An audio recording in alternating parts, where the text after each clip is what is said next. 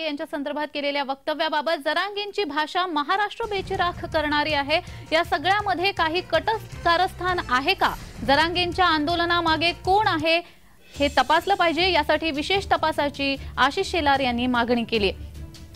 मराठा आंदोलनासंदर्भातील पडसाद हे मंगळवारी विधानसभेमध्ये उमटले। भाजपा आमदार आशिष शेलार यांनी विधानसभेमध्ये हा मुद्दा उपस्थित केला।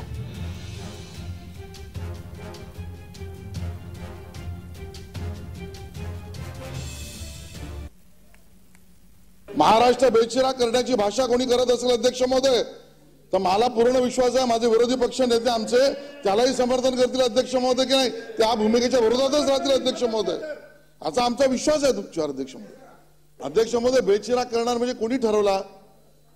त्याची योजना ठरली होती का? ही केवळ धमकी आहे का?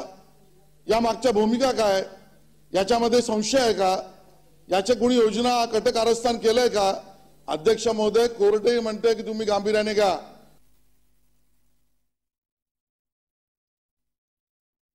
माननीय उपमुख्यमंत्र्यांना आदेश द्या, या प्रकरणाची SIT लावा, सगळं माहिती समोर आली पाहिजे अध्यक्ष महोदय।